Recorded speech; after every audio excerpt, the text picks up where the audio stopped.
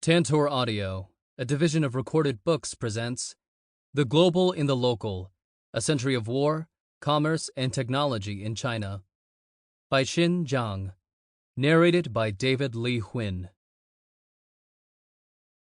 Introduction. Understanding Global Changes in China. An important question for students of Chinese history is how to ascertain changes in China in the global context that produced the rise of modern imperialism, intensified economic integration, and the spread of mechanized technology from Europe and North America during the 19th and early 20th centuries. The difficulty in answering this question derives from the fact that some of the changes were entangled with the aspirations for global dominance of the industrialized countries in Europe, North America, and later Japan. Based on successful military campaigns against the Qing dynasty, these countries deeply penetrated Chinese society, subjugating most Chinese people to their economic interests and imperial ambitions. Still, during the same period, aided by mechanized technology, China embarked on a transformation that extended its economic linkages to the rest of the globe. Because this segment of Chinese history is interwoven with those industrialized countries, it has been a challenge for us to ferret out the changes in China that reflected a deeper level of global transition beneath the surface, while also observing the changes that followed the country's specific historical trajectory. We have been confronted with this challenge since the inception of China studies as an academic field in the United States, and it is therefore helpful to explore the scholarship on the three components of this study: the Opium War, trade, and technology over the past decades. Until the late 1970s, Chinese historians were under the influence of the Eurocentric and teleological view of global change inherent in the grand narrative of the rise of the West. Much of the early work rested on the assumption that China had to depend on stimuli from countries in Europe and North America to modernize. After the late 1970s until the early 1990s, China studies were focused on internal changes, ignoring much of the Chinese history related to global changes, a trend that continued especially after Paul Cohen highlighted a China-centered approach. Regarding the Opium War, aside from European imperialism, attention focused on how the Qing dynasty and its Middle Kingdom mindset interacted with the West while treating the opium trade as part of its tributary system. As many U.S. scholars had, by the late 1960s, moved their investigation to the question of how China attempted to strengthen itself after defeat, still framing it as China's response to the West. Frederick Wakeman's 1966 Strangers at the Gate was a sharp departure. For the first time, a work examined the war's effect on local society, especially as a cause for the Taiping Rebellion. By highlighting the social and economic changes after the war that underlay rural disorder, secret society activities, and widespread discontent, Wakeman not only brought attention to the interconnectedness between the war and local society, but also paid specific attention to the merchants, gentry, and villagers deeply impacted by the changes. Soon thereafter, the rise of social history saw historians in the United States not only moving away from such previously popular subjects as regime change, political figures, and leading intellectuals, but also focusing on local societies. Social historians set out to rediscover societies locale by locale, which eventually led to a much better understanding of the world. However, by design, social history was not disposed to address the big questions, as Lynn Hunt calls them, as global changes. In China studies, social history had already started to take hold in the late 1970s and early 1980s. Paul Cohen's advocacy of a China-centered approach coincided with the gradual opening of local archives in China. Between the late 1970s and early 1990s, the field saw many significant achievements in social and economic history and local society. However, most scholars shied away from topics like the Opium War to avoid an association with a Western-centric view of Chinese history. New cultural history sparked a great deal of interest among historians on China in the 1990s, but none of the resulting studies targeted the war directly. As part of post-colonial discourse, some historians on China saw in the Opium War an opportunity to re-examine issues of Western imperialism. However, they paid little attention to the people in the local society.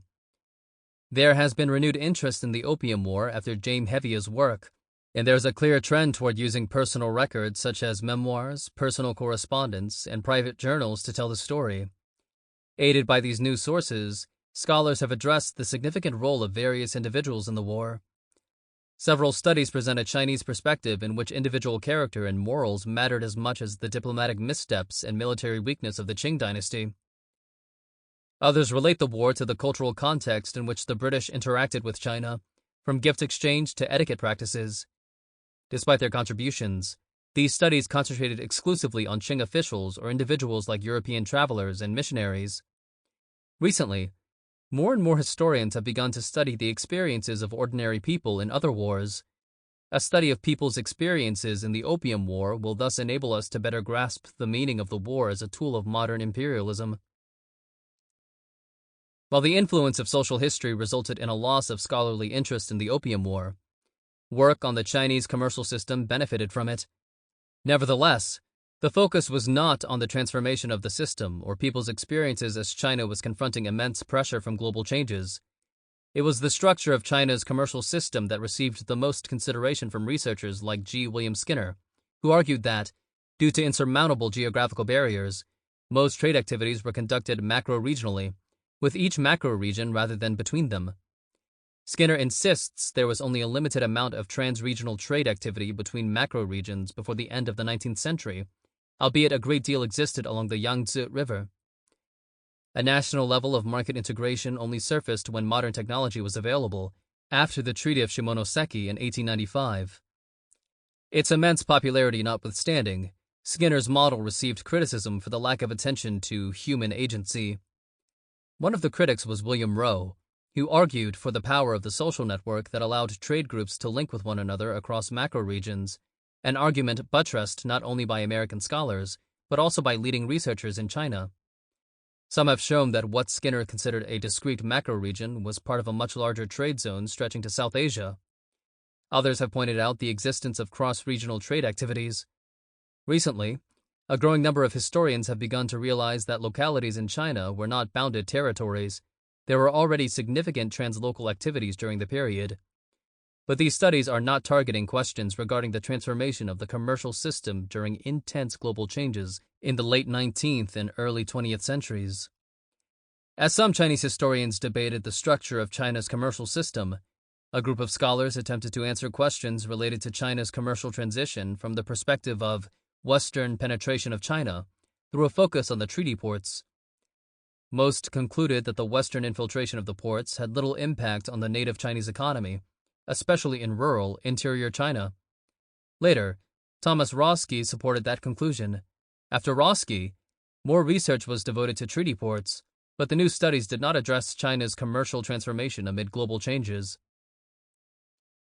Alongside the treaty port conversation, there was discussion among several Japanese scholars who study intra-Asia trade and shed light on how Chinese treaty ports connected to the commercial networks of Asia, with links into the country's interior.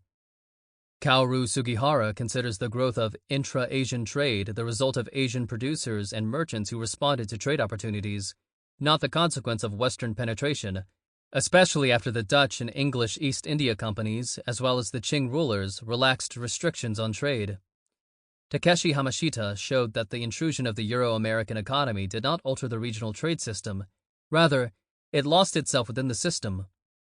He discovered not only the connection between traditional Chinese tributary system and the global changes that led to the creation of treaty ports in Asia, but also the way trade in East Asia was linked through the treaty ports, the hinterland of open ports, and coastal regions. One important question was, when in the 19th century did the major transition in China's trade system occur? Whereas Skinner and Rowe both deemed the 1880s the beginning of that transition, Hamashita marks the mid-19th century as the turning point. The difference comes from the fact that they have looked at two different aspects of long-distance trade, one within the territories of Chinese dynasties, trans-regional trade, and the other, the extension of the former to the rest of Asia. Another central issue revolves around the size of the cities that have been studied. Research interest has been slanted toward large cities, not the medium or small-sized cities that provide the crucial link between large cities and the vast countryside. Among the large cities that received attention, Shanghai tops the list, with more studies than all other cities combined. After Shanghai, one finds work on Beijing and Guangdong, Nanjing and Hong Kong, Tianjin and Macau. Medium or small cities have received much less attention. A short list includes places such as Nantong and Yangzhou. Still, in studies of large cities, There are plenty of considerations about the life of ordinary. Sample complete. Ready to continue?